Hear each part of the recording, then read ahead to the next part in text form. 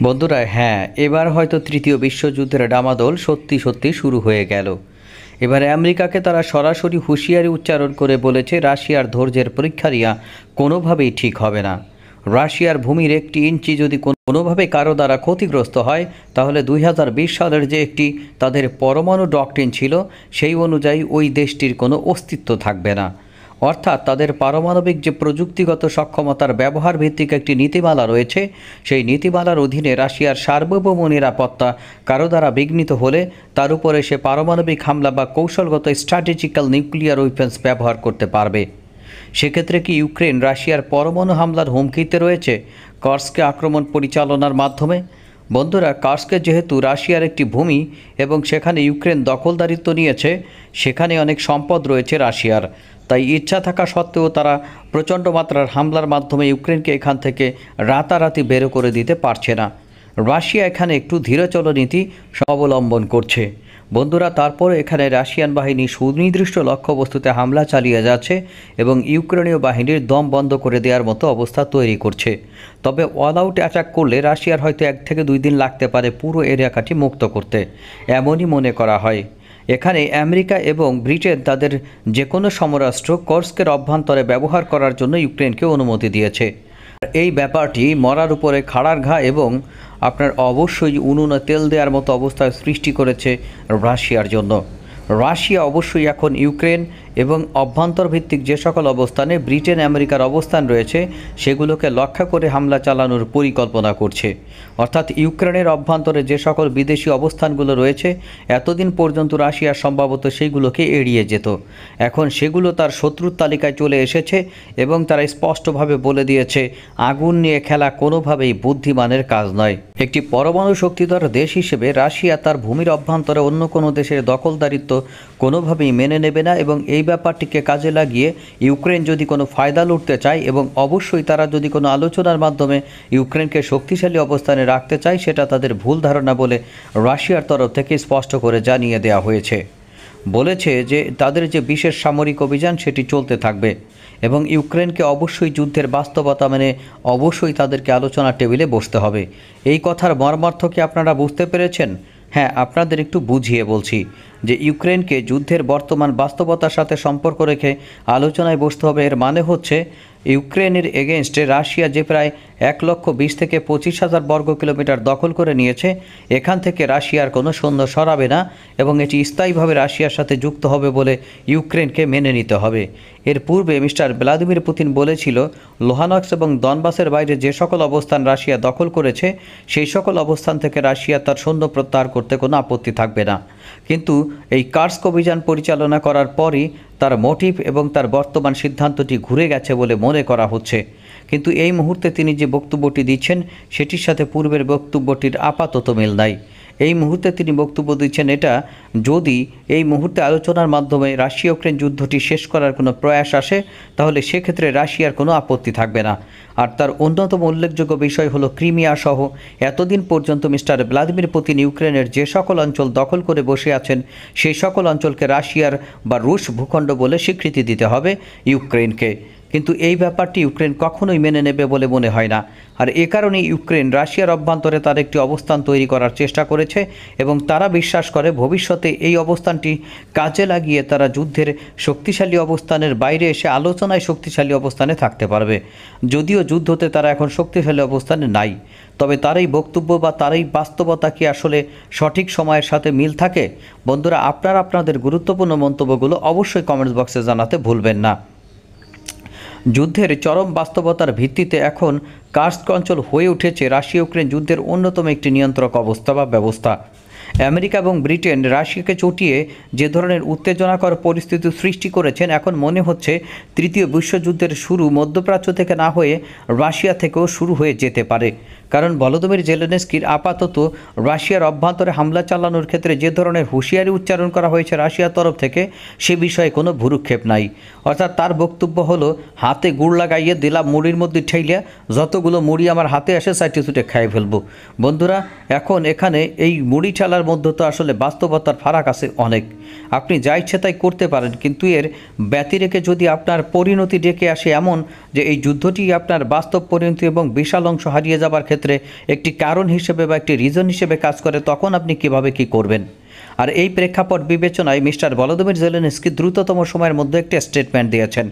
তিনি বলেছেন, রাশিয়ার যে অংশে ইউক্রেনীয় বাহিনী প্রবেশ করেছে সেটি স্থায়ীভাবে দখল করার কোনো অভিপ্রায় অবশ্যই ইউক্রেনের নেই, এবং ইউক্রেন অন্য দেশের সার্বভৌম অবস্থানকে সবসময়ের জন্য সম্মান করে। এটিতে ঢোকা হয়েছে শুধুমাত্র রাশিয়াকে আলোচনার টেবিলে আনার জন্য, এবং একটি সমাধান সুষ্ঠুভাবে হলে ইউক্রেন এই অঞ্চলটি ছেড়ে দেবে। তবে কি আপনাদের মনে হয় মিস্টার ভ্লাদিমির পুতিন এই অঞ্চলের মাধ্যমে ব্ল্যাকমেইল হলে তিনি যুদ্ধের আলোচনায় বসবেন এবং এই অঞ্চলগুলো বা তিনি যে অঞ্চল ইতিমধ্যে দখল করে বসে আছেন সেটুকুন কি ছেড়ে দিবেন? 1000 বর্গ কিলোমিটারের বিনিময়ে 1,25,000 বর্গ কিলোমিটার কি ইউক্রেনকে তিনি দিয়ে দেবেন?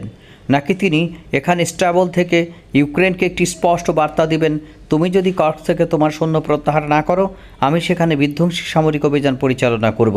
বন্ধুরা, পূর্বেই বলেছি, ইউক্রেনের পূর্বাঞ্চলে যেহেতু রাশিয়ান বাহিনী এগিয়ে যাচ্ছে, তাই মিস্টার ভ্লাদিমির পুতিন আপাতত যুদ্ধ কার্স অঞ্চলে বাড়াতে চান না এবং আপাতত তিনি একটু সময় নিতে চান। পূর্বাঞ্চলে কিছু শহর তার এখন দখলের দ্বার প্রান্তে রয়েছে এবং অনেকগুলো গ্রাম প্রতিদিন কোনো না কোনো গ্রাম তিনি দখলে ঢুকছেন বা দখল করছেন। তাই পূর্বাঞ্চলটি ভালোভাবে মজবুত একটি ব্যারাকেট তৈরি করার পর বা অবস্থান করার পর হয়তো তিনি তার রিজার্ভ সৈন্যদের কল করে এখানে এমন ধরনের আঘাত আনতে পারেন যেটি ইউক্রেনের জন্য মারাত্মক হবে এবং তিনি ইউক্রেনকে পোশাক করে তাদের দেশের অভ্যন্তরে ঠেলে দেবেন। আর এটি যদি সম্ভব হয় তাহলে এই কার্সকে তাদের বিজয় অবশ্যই ত্বরান্বিত হবে। পূর্বেই বলেছিলাম, বর্তমানে যুদ্ধটি কিভাবে শেষ হবে সেটিকে আলোচনার মাধ্যমে বা সামরিক অবস্থানের মাধ্যমে সেটি নির্ভর করছে কার্সকের ফলাফল। সুতরাং কার্সকের ফলাফলের উপরে অনেক কিছু নির্ভর করার কারণে তিনি স্পষ্টভাবে আমেরিকা এবং ব্রিটেনকে বলে দিয়েছেন, এখানে তোমাদের অস্ত্র ব্যবহার হলে তার মূল্য তোমাদেরও দিতে হবে। এই বিষয়ে কোনো সন্দেহ নেই। আসলে এর অল্টারনেটিভ হিসেবে মিস্টার ভ্লাদিমির পুতিন কি বেছে নিতে পারেন? তার প্রথম অগ্রাধিকার থাকবে একটি নির্দিষ্ট সময় অপেক্ষা করার পর তার যে ট্রুপস রয়েছে তাদের বিশেষ বাহিনীর মাধ্যমে এই কার্স রিজনে একটি বড়সড় অভিযান পরিচালনা করবেন এবং মাত্র 2 থেকে 3 দিন বা শর্ট টাইমের ভিতরে তাদের এখান থেকে ধ্বংস করে দেবেন অথবা শেষ করে দেবেন অথবা বাইরে বের হয়ে যেতে বাধ্য করবেন। এরপর পুরো রাশিয়া তার নিয়ন্ত্রণে বা হাতে চলে আসলো। তারপরে তিনি চিন্তা করবেন যে ইউক্রেনের উপরে কি পরমাণু হামলা চালানো সম্ভব বা চালানো যায়, নাকি কনভেনশনাল সামরিক সমরাস্ত্রের মাধ্যমে জবাব দেওয়া যায়। যেহেতু ইউক্রেন তার সমরাস্ত্র বা তার অবস্থান থেকে সৈন্য সরিয়ে নিয়েছে, তাই পারমাণবিক ব্যাপারটি বা স্ট্র্যাটেজিক্যাল পারমাণবিক ব্যাপারটি হয়তো তাদের মাথায় বা রাশিয়ার মাথায় নাও আসতে পারে। রাশিয়া তখন কনভেনশনাল সামরিক সমরাস্ত্রের মাধ্যমে ইউক্রেনের অভ্যন্তরে হামলা চালিয়ে তাদের যে সকল কৌশলগত অবস্থান রয়েছে আমেরিকা এবং ব্রিটেনের, সেগুলোকে ডিস্ট্রয় করার মাধ্যমে তাকে দুর্বল করতে পারে। যাই হোক, ইউক্রেনের মতো একটি দেশ রাশিয়ার অভ্যন্তরে দখল করে বসে থাকবে, এটি 6000 পরমাণু ওয়ারহেড শক্তিধর রাশিয়ার জন্য একটি অপমানজনক ব্যাপার। তিনি দীর্ঘমেয়াদী এটি টলারেট করবেন না, এ নিয়ে কোনো সন্দেহ নেই। আজ হোক অথবা কাল হোক, তিনি বর্তমান যে হামলাগুলো পরিচালিত হচ্ছে এর বাইরে সমন্বিত হামলার মাধ্যমে এটিকে দখল নেওয়ার চেষ্টা করবেন এবং সেজন্য তার যা যা করা লাগে তাই তিনি করবেন। আর সেটি যদি শেষ পর্যন্ত বিজয়ের একটি ইন্ডিকেটর হয়, তাহলে এক্ষেত্রে কার এগিয়ে থাকার সম্ভাবনা রয়েছে। রাশিয়া যদি সুনির্দিষ্ট প্রস্তুতি নিয়ে ইউক্রেনের অভ্যন্তরে হামলা পরিচালনা করে এবং তার সাথে সাথে কার্স রিজন দিয়ে তাদেরকে বের করে দেওয়ার চেষ্টা করে নিজের দেশের অভ্যন্তরে, সেটি কি রাশিয়ার শক্তি হিসেবে অবশ্যই রয়েছে? আপনাদের কাছে কি তাই মনে হয়? রাশিয়া যদি কুর্স্কে বিশেষ অভিযান শুরু করার মাধ্যমে এখান থেকে সব কিছুকে অ্যাবলিশ করে দেয় অথবা তাদেরকে ধাক্কা দিয়ে ইউক্রেনের অভ্যন্তরে ঠেলে দেওয়ার জন্য সিদ্ধান্ত গ্রহণ করে, সেটি কি তার সিদ্ধান্তের সাথে বাস্তবায়িত হবে? বন্ধুরা, এই ব্যাপারে আপনাদের গুরুত্বপূর্ণ সিদ্ধান্তগুলো আপনারা কমেন্টস বক্সে জানাতে পারেন। আর অন্যদিকে ইউক্রেন বর্তমানে যে পজিশনে রয়েছে কার্সকে, সে কি তার দখলদারিত্ব দীর্ঘায়িত করতে পারে? বন্ধুরা, যদি তার দখলদারিত্ব সে দীর্ঘায়িত করতে পারে, তাহলে অবশ্যই যুদ্ধে প্রভাব ফেলতে পারবে এবং ইউক্রেন আলোচনার ক্ষেত্রে শক্তিশালী অবস্থানে থাকতে পারবে বলে আমি মনে করি। কিন্তু মিস্টার ভ্লাদিমির পুতিন যদি মনে করেন যে ইচ্ছা অনুযায়ী তিনি এটিকে ডিস্ট্রয় করে দেবেন এবং তার সেই সক্ষমতা রয়েছে, তাহলে এখানে মিস্টার ভলোদিমির জেলেনস্কি শুধুমাত্র মধুর চাকে ঢিল মেরেছেন, আসলে বাস্তব কার্যকারিতা বলতে কিছু নাই।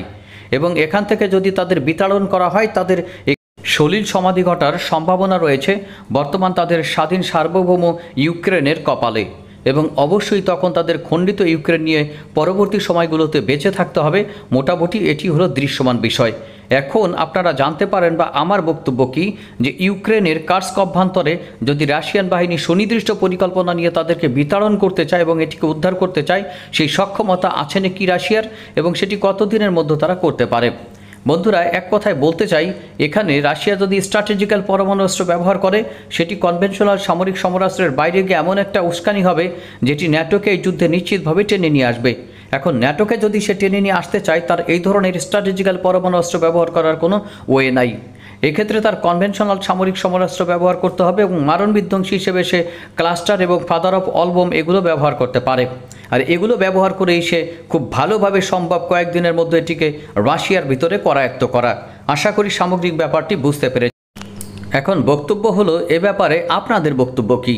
আপনারা কি মনে করেন রাশিয়া তার নির্দিষ্ট পরিমাণ সামরিক শক্তি ব্যবহার করে একটি নির্দিষ্ট সময়ের মধ্যে ইউক্রেনকে তার ভূমি থেকে বিতাড়ন করতে সক্ষম? এই ব্যাপারটি যদি আপনাদের উত্তর হ্যাঁ হয় এবং রাশিয়া ক্ষেত্রে গুরুত্বপূর্ণভাবে এগিয়ে থাকে, তাহলে ভবিষ্যতে আপনার এই প্রশ্নের জবাব দিয়ে দেবে আসলে কে জিতবে। তবে সম্ভাবনা কোন দিকে রয়েছে খুব ভালো করেই আপনি বুঝতে পারছেন। ধন্যবাদ।